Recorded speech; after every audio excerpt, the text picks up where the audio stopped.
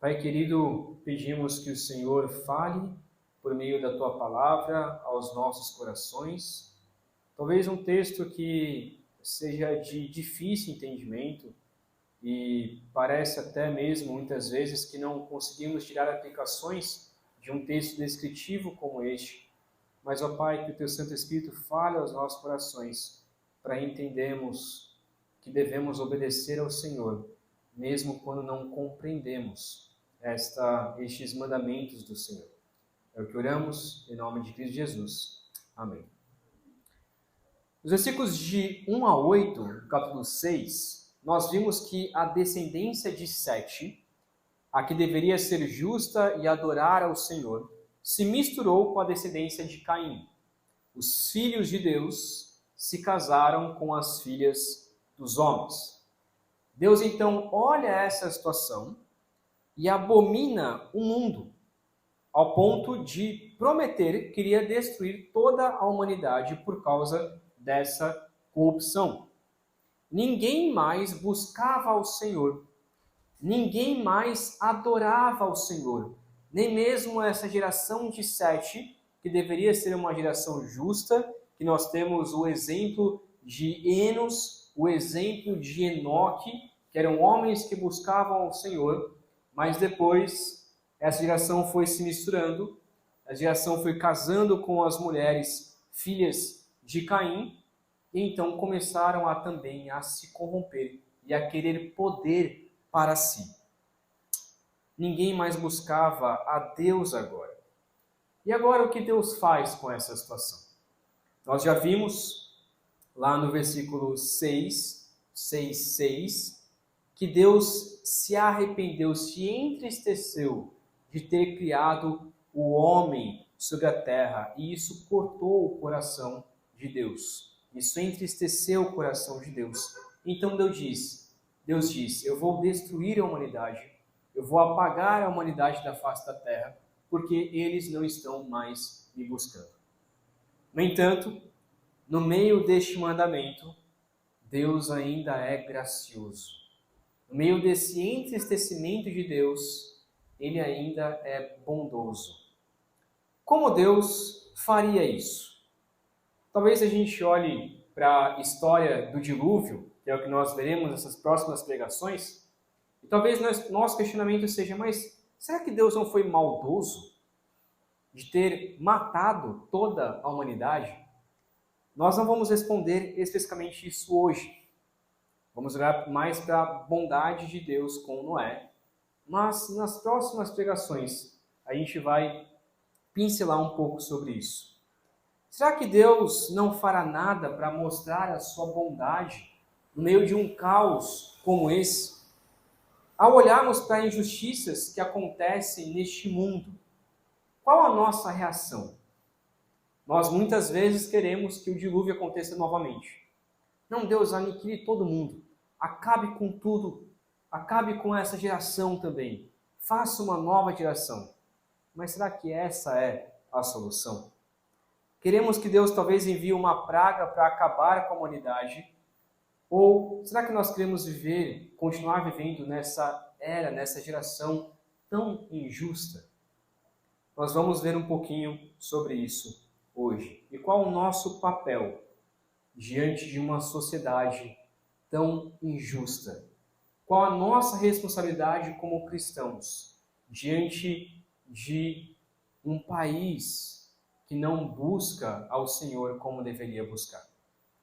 Versículos 9 ao versículo 12, nós então encontramos sobre a vida de Noé. E o texto começa dizendo, esta é a história da família de Noé. Essa frase inicial é sobre dar um novo marco, uma nova mudança aqui nesse capítulo. Nós devemos lembrar lá no capítulo 5, versículo 1, que diz, este é o registro da descendência de Adão. Nós temos o capítulo 5 até o início do capítulo 6, falando sobre a descendência de Adão. E agora começa uma nova história. Ele muda então a chave da história e começa a contar a história da vida de Noé. Quem foi Noé e o que Deus fez através da vida de Noé. Ele então começa descrevendo sobre quem é Noé. Ele já tinha falado lá no capítulo 5 que Noé ele era de fato um homem justo. Mas agora ele repete isso. E aqui no versículo 9 ele diz que Noé era um homem justo, íntegro entre o povo de sua época, ele andava com Deus. É interessante, então, essas três palavras que ele traz aqui. Noé era um homem justo. A palavra aqui literalmente é perfeito. Como se Noé fosse perfeito. Não significa, obviamente, que ele é perfeito, porque depois de Adão, todos nós pecamos.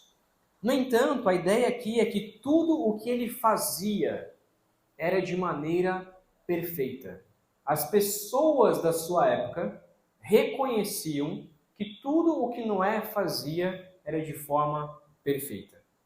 Segundo, por conta disso, ele era íntegro.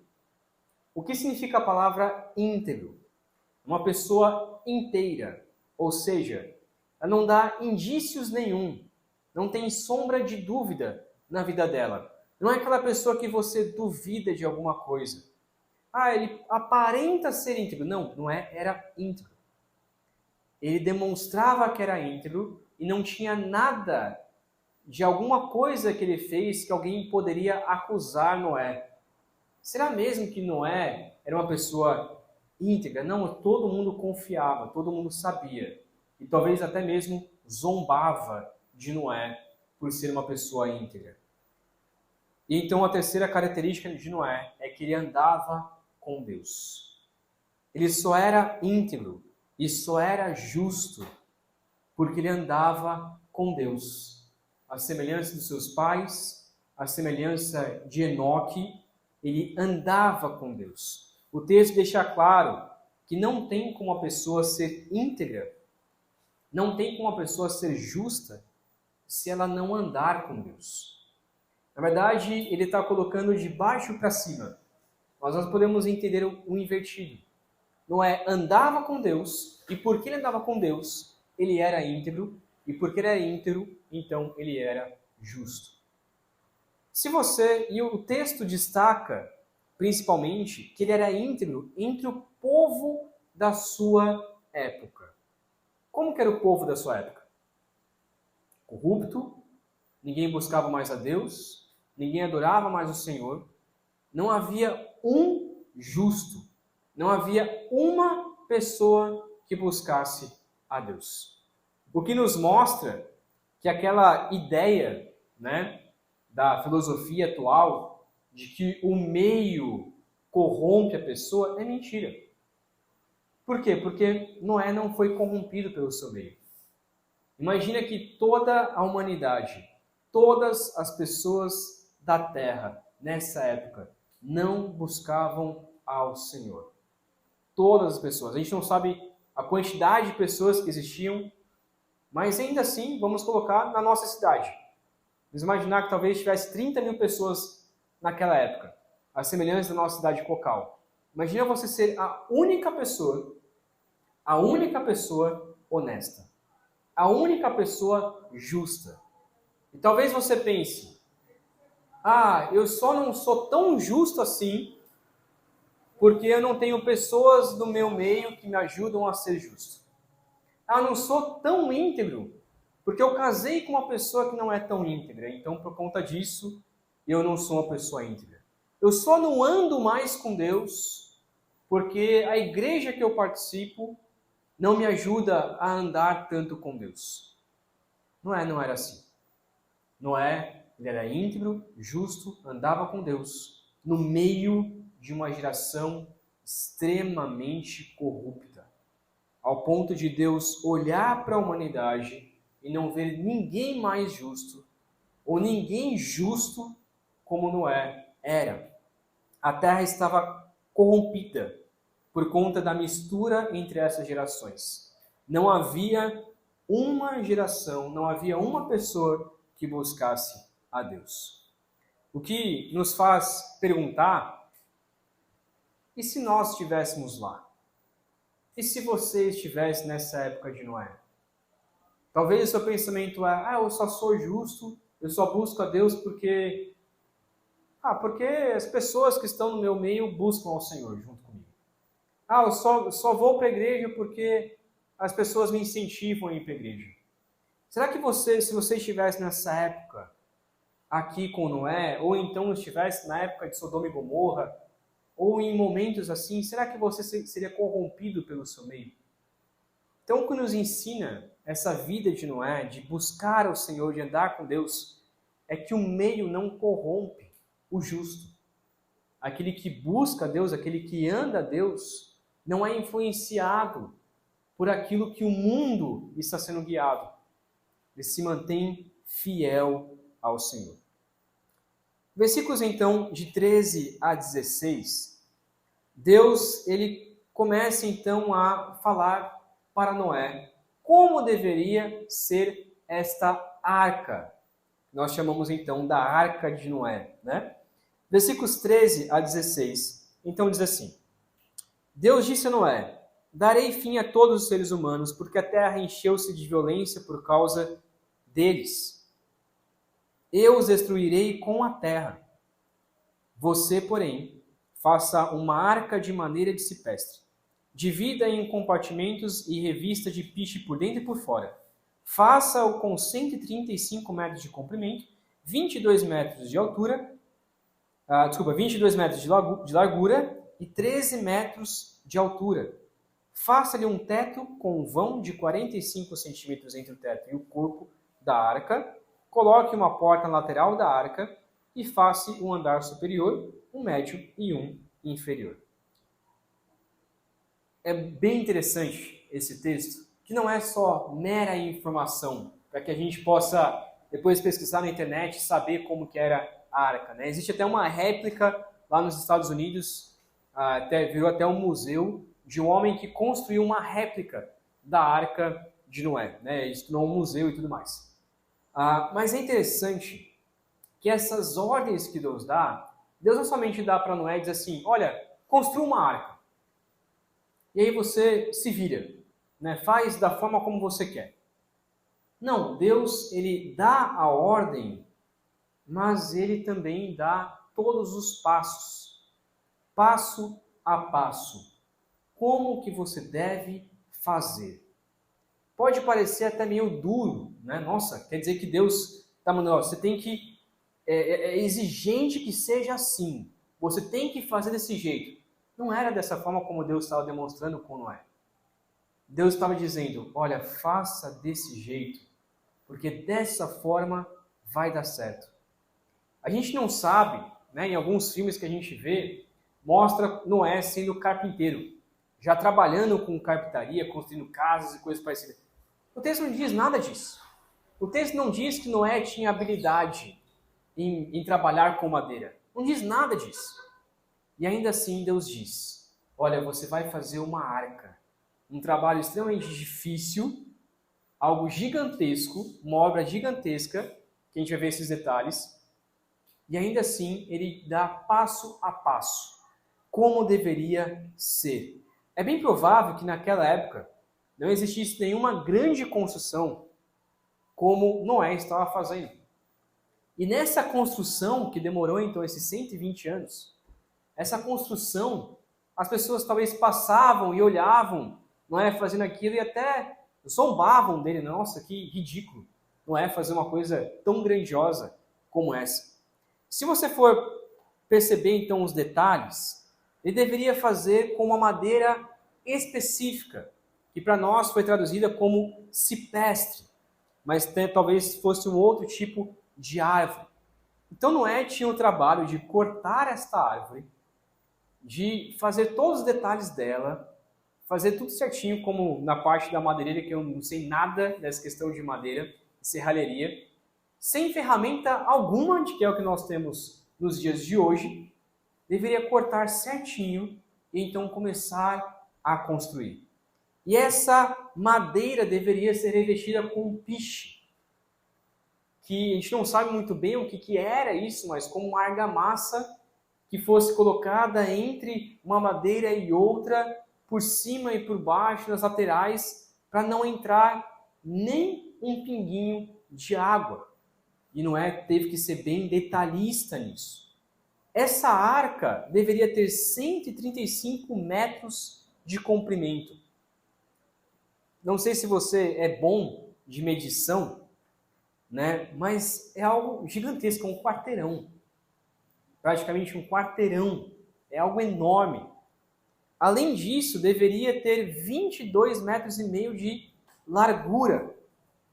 Então também era algo grande, não só de comprimento, mas também de largura. E também 13 metros de altura. Para que a gente possa entender, literalmente, é como se fosse um prédio largo, não é só um prédio comum, mas um prédio bem largo, que pegasse todo um quarteirão de mais ou menos uns 4 andares, nos nossos tempos atuais. Mais ou menos uns 4 andares. Aqui em Cocal, a gente não tem um prédio como esse. Então imagina você ver no meio de Cocal um prédio que pega um quarteirão inteiro de 4 andares. A gente praticamente não tem isso hoje, aqui na nossa cidade. Então era algo enorme, né? Era algo enorme, ok? Imagine um prédio como esse. O teto, então, Deus foi bem específico, teria uma abertura para a entrada de luz. Obviamente de luz e oxigênio, mas de uma forma que não entrasse água.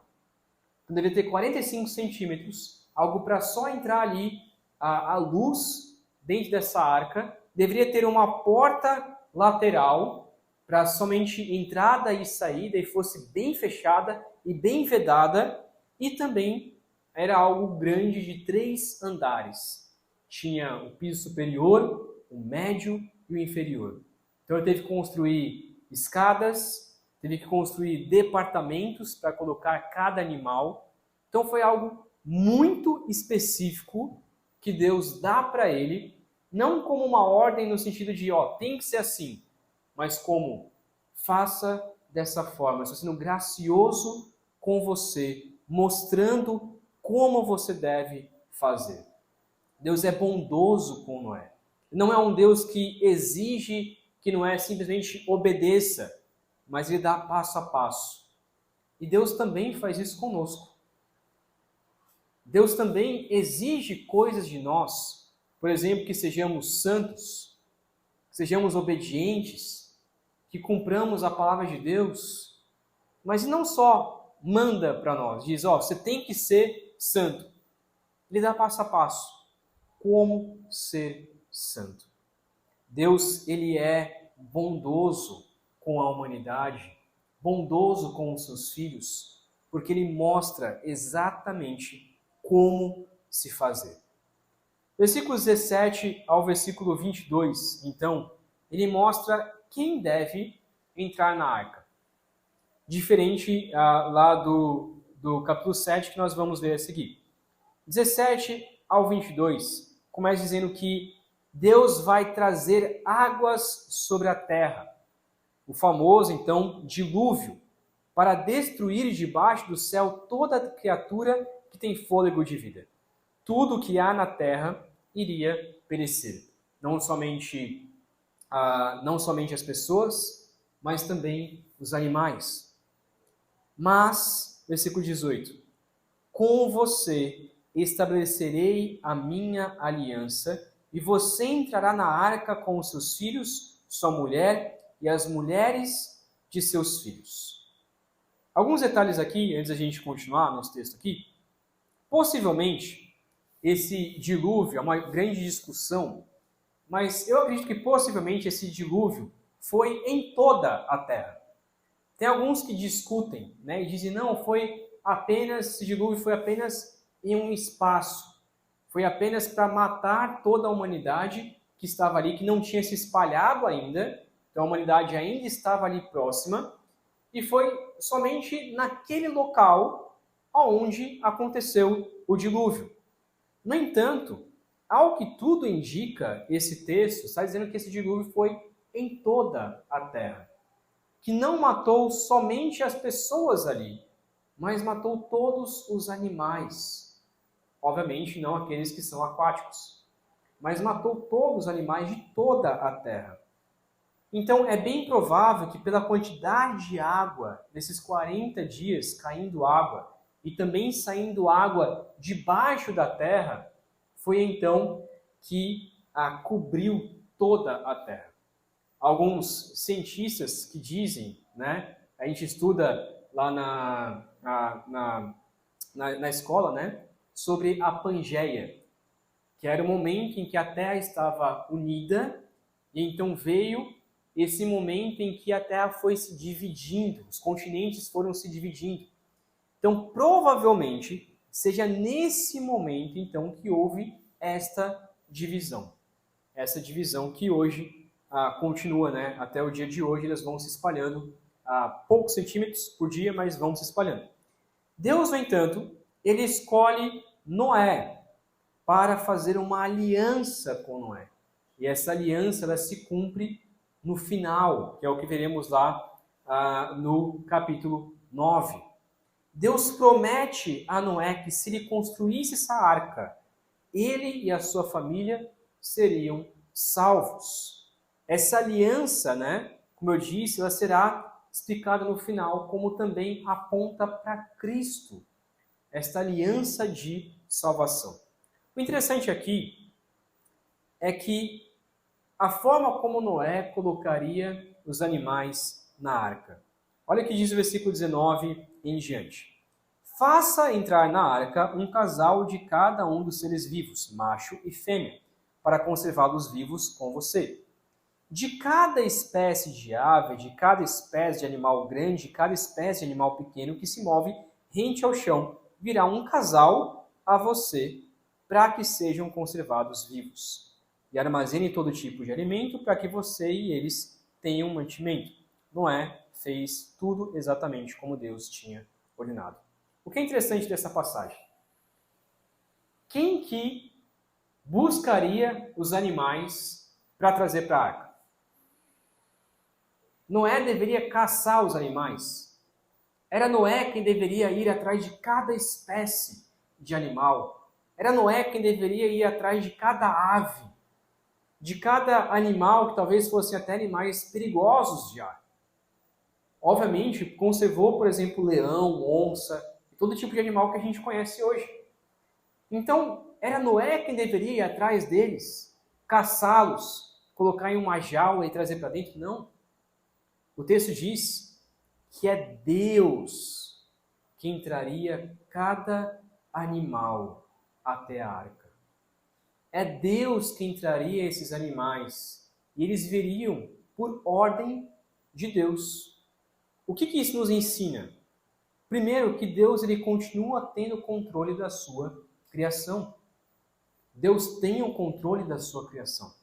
Deus sabe todas as coisas que acontecem no mundo. Deus não largou o mundo.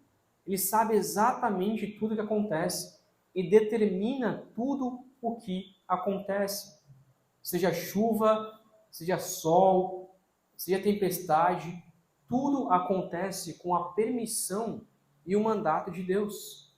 E Deus também tem o controle de todos os animais, que hoje, obviamente, são corrompidos por causa da nossa corrupção.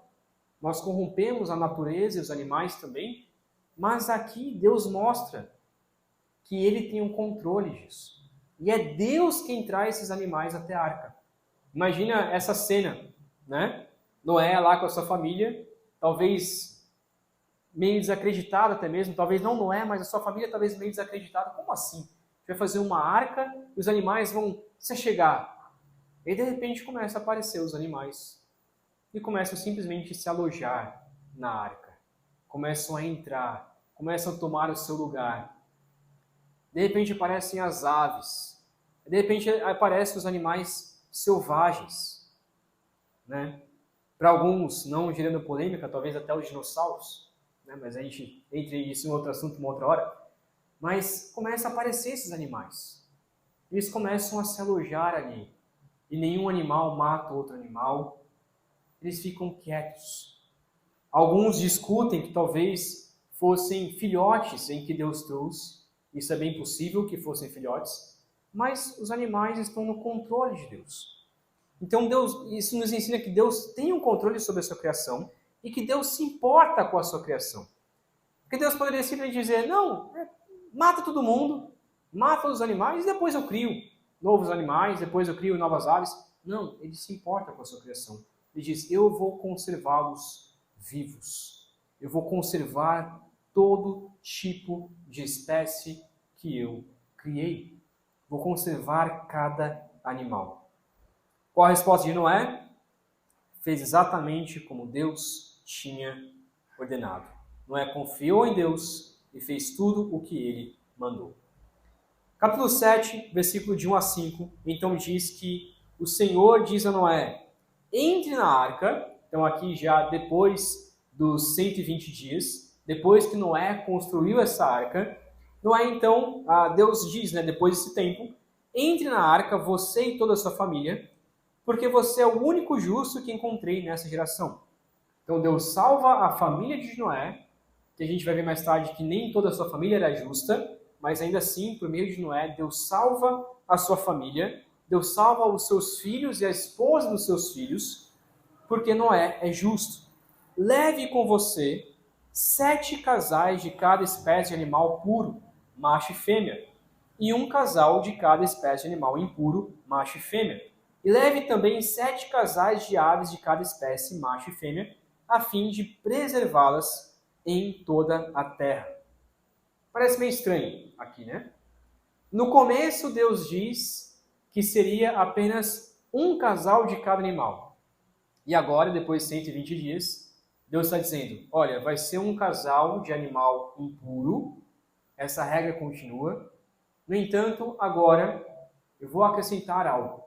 Você não vai levar só um casal de animal impuro, de todos os animais. Você vai levar um casal de animal impuros e 7 casais de animais puros. Por que essa mudança? Parece meio estranho. Mas essa mudança servia para 2 coisas. Na verdade, esse acréscimo servia para 2 coisas.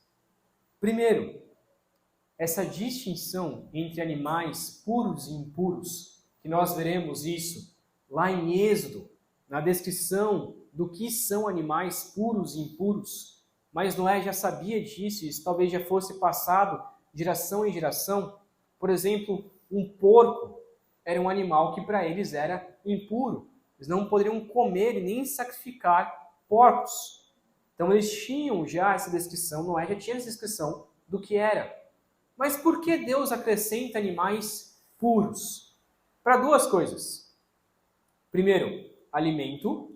Sim, Noé poderia se alimentar de animais puros.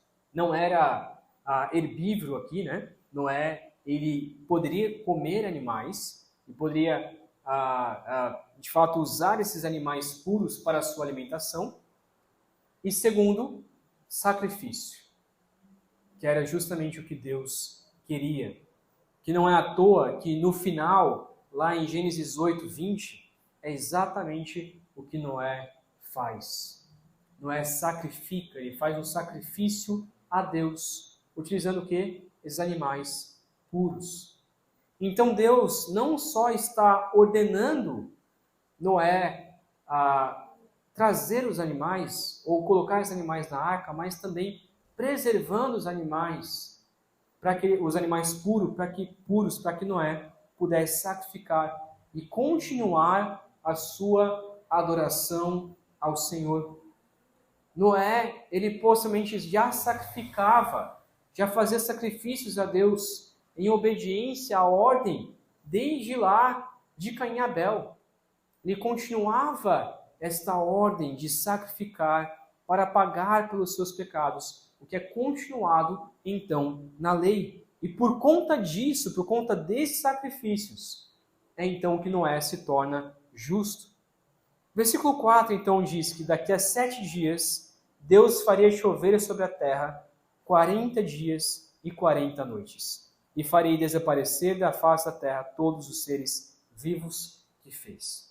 Então, passados os 120 dias, ou beirando os 120 dias, depois de 7 dias, Noé deveria preparar tudo trazer esses animais, talvez esperar então dentro da arca, junto com esses animais, durante esses 7 dias, até que a chuva começasse então a cair, que é o que nós veremos então na semana que vem. Mas eu quero terminar esse momento olhando para o versículo 22 e olhando para o versículo 5, que diz exatamente assim. Os dois são semelhantes. E Noé fez tudo, ou Noé fez tudo exatamente como o Senhor lhe tinha ordenado. Pensa que Noé teve que ter fé, uma fé grande em Deus, para construir uma arca, uma obra gigantesca, e simplesmente crer que Deus cumpriria aquilo que ele falou. E Noé teve fé. Ele não duvidou. Em momento algum, o texto diz que Noé estava com dúvidas sobre se Deus realmente traria essa chuva ou não. Noé confiou no Senhor e fez exatamente como o Senhor tinha ordenado. Eu fico pensando na fé que eu tenho. Eu queria que você pensasse na sua fé também em Deus. Muitas vezes nós não obedecemos ao Senhor por coisas simples, por coisas que nós vemos, coisas que nós enxergamos. Imagina obedecer ao Senhor por uma coisa, uma obra tão gigantesca como essa.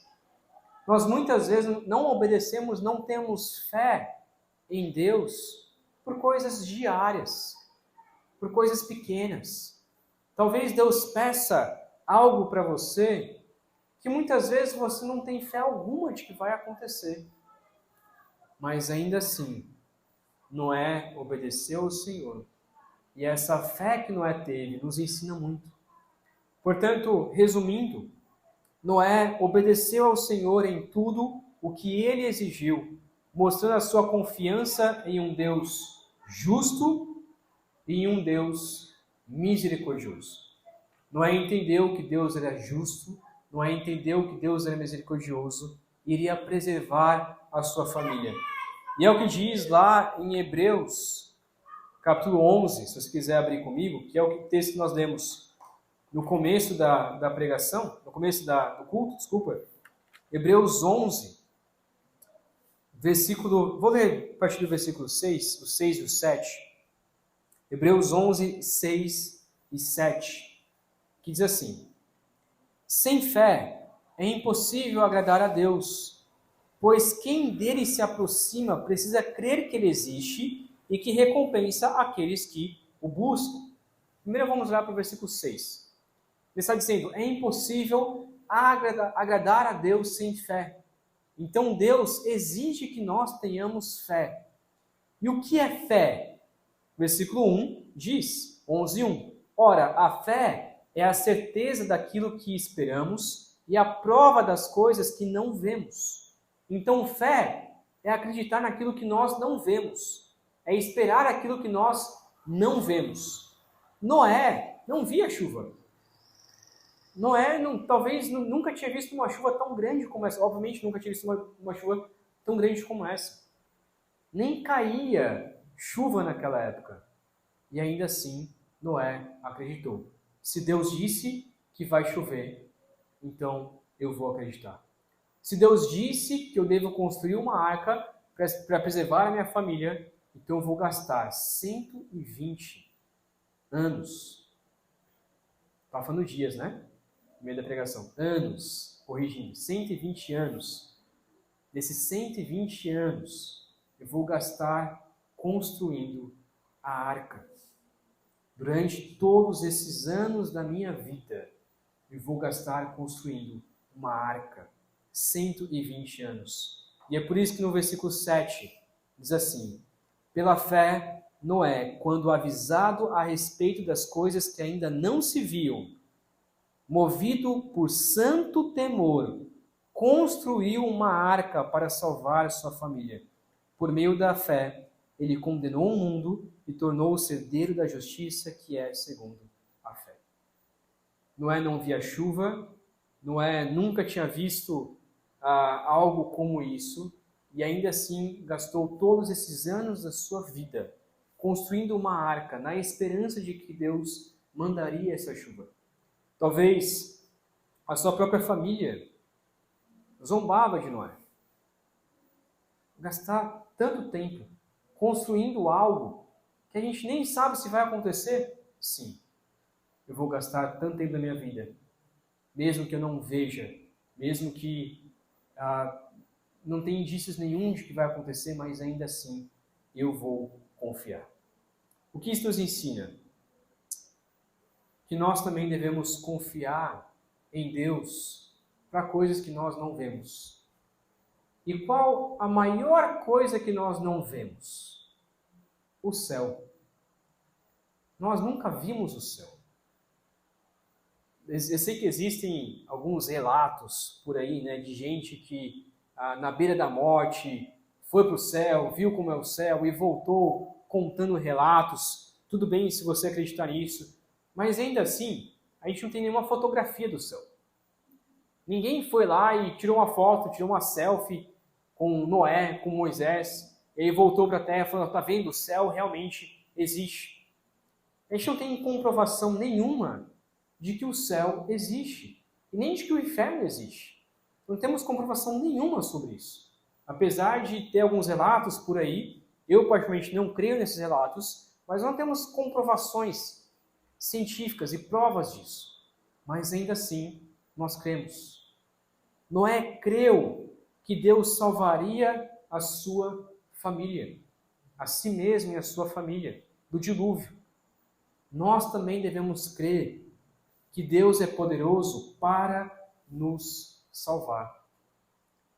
Nós também devemos crer e colocar o nosso coração confiante de que Deus é poderoso para salvar as nossas vidas, ainda que a gente nunca viu o céu, nunca vi um anjo, nunca vi algo espiritual, mas ainda assim eu confio pela fé em Cristo Jesus que Deus vai me salvar, que Deus vai me levar ao céu. Talvez Deus nunca te dê uma ordem, né, como deu para Noé, no sentido de que você tem que construir uma arca, você tem que fazer algo gigantesco, ou para Abraão, sai da tua terra, meus seus parentes, vai à terra que eu te mostrarei. Também uma outra prova de fé que nós veremos quando chegarmos no capítulo 12. Talvez Deus não mande, não dê uma ordem específica para você, uma prova de fé no sentido de algo gigantesco. Mas ainda assim, Deus dá ordens diárias. Todos os dias nós recebemos ordens de Deus através da palavra e através do Espírito Santo. E muitas vezes nós recebemos ordens de Deus e às vezes nosso pensamento é, será que compensa mesmo? Será que compensa gastar a minha vida pregando o evangelho para as pessoas? Muitas vezes, abrindo meu coração como pastor, às vezes eu como pastor tenho dúvidas sobre isso. Será que compensa mesmo eu sair do meio dos meus parentes lá em São Paulo, vir para o Piauí, para pregar o evangelho aqui? Será que vale a pena? Será que vale a pena isso? Será que vale a pena compartilhar o evangelho com o meu vizinho? Será que vale a pena pregar o evangelho para minha família? Será que vale a pena eu não mentir? Será que vale a pena eu obedecer ao Senhor? Será que vale a pena ter fé em Deus? Esse é o nosso questionamento diário. Todos os dias a gente se pergunta isso no nosso coração. Será que vale a pena não pecar, ser obediente a Deus e não dar vazão à minha carne, mas ser fiel ao Senhor? Noé mostrou que sim. Vale a pena obedecer ao Senhor e confiar no Senhor. Vale a pena. Se Noé tivesse duvidado, se Noé não tivesse confiado em Senhor e posto a sua esperança no Senhor, a gente não teria continuidade das gerações da humanidade. Mas Noé confiou em Deus. Noé foi fiel ao Senhor. Noé obedeceu. Ele disse, vale a pena eu gastar 120 anos da minha vida construindo uma arca, trazendo animais para essa arca, mesmo que eu nunca tenha visto uma chuva sequer, mas vale a pena. E nós também, vale a pena seguir a Jesus. Vale a pena buscar a Deus. Vale a pena ser obediente ao Senhor, mesmo que a gente não veja coisas grandiosas acontecendo, mas ainda assim nós devemos saber, vale a pena obedecer. Vale a pena fazer tudo exatamente como Deus nos ordena. Vale a pena fazer tudo exatamente como Deus nos manda. Vale muito a pena. Mesmo que a gente desconfie, mas nós devemos ter fé. E nós só podemos saber disso porque Cristo Jesus cumpriu exatamente tudo o que Deus mandou. Ele morreu e ressuscitou. E ainda depois da sua morte, ele pôde dizer, valeu a pena ter obedecido ao Senhor. Eu sofri, eu morri, eu ressuscitei, mas foi por uma boa causa. E essa causa foi justamente a salvação da sua igreja. Se Cristo fez isso, obedeceu ao Senhor até o fim, nós também podemos fazer isso. E saber que a obediência é muito melhor do que a desobediência. Viver contra o pecado é muito melhor do que dar vazão à carne. Nós devemos fazer exatamente tudo o que Deus nos ordena. E por isso devemos ler a palavra, por isso devemos estudar a palavra, por isso devemos pregar a palavra, praticar a palavra, porque nós devemos saber, realmente vale a pena confiar no Senhor. Nós possamos crer nessas verdades e aplicar em nossas vidas. Que amanhã, quando surgir alguma tentação, você possa pensar, não, eu não vou ceder à tentação, eu vou ser fiel ao Senhor. Quando vier alguma oportunidade para você pecar, que você possa olhar para o seu próprio coração e orar ao Senhor. Senhor, não me deixe pecar. E me faça encontrar alegria na sua salvação. Me faça encontrar alegria em obedecer ao Senhor. Não como um peso, mas como uma liberdade que eu tenho em Cristo Jesus de obedecer a Ti. E eu posso dizer com toda certeza que vale a pena obedecer ao Senhor em tudo o que Ele nos manda. Amém? Vamos orar? Papai querido, obrigado por esse exemplo de fé de Noé. Obrigado, meu Pai, porque apesar de ser um homem simples, apesar de ser um homem comum, como a gente, ainda assim o Senhor usou para trazer a preservação dos animais, a preservação da humanidade. Ó Deus, veremos na semana que vem mais a respeito disso, mas desde já queremos agradecer ao Senhor pela vida desse seu servo, mas agradecer principalmente porque é um exemplo que nós podemos confiar no Senhor. É um exemplo de que vale a pena ter fé em Ti. É um exemplo de que obedecer ao Senhor, temer ao Senhor, é muito melhor do que desobedecer, do que te desonrar, do que viver em corrupção. Ó Deus, Cristo Jesus também nos ensina isso. Cristo Jesus obedeceu em tudo o Teu mandamento, as Tuas leis, e mostrou para nós que também devemos ser santos assim como o Senhor é santo. Ó Deus, nós só conseguimos fazer isso, nós só conseguimos ter fé, nós só conseguimos obedecer ao Senhor, porque Cristo Jesus já fez isso em nosso lugar. E podemos agora somente confiar a nossa salvação, a nossa fé no sacrifício de Cristo Jesus. Ó Deus, também nos ajude a ter esperança naquilo que nós não vemos, principalmente a esperança do céu. Nunca vimos o céu, mas ainda assim temos esperança de que um dia iremos para lá. E que possamos, ó Pai, nos alegrar, que possamos, ó Deus, realmente aguardar e ter a esperança de que um dia iremos para lá. A esperança de que toda essa dor, todo esse sofrimento, o Senhor vai tirar de nós e vai preservar a nossa vida, para que um dia estejamos no céu contigo. Ó Deus, que tenhamos essa esperança naquilo que nós não vemos ainda, mas a esperança de que de fato irá acontecer. É o que oramos, pedindo também a sua graça, pedindo que a graça de Cristo Jesus, o amor de Deus Pai e o consolo do Santo Espírito seja conosco, hoje e para todo sempre. Amém.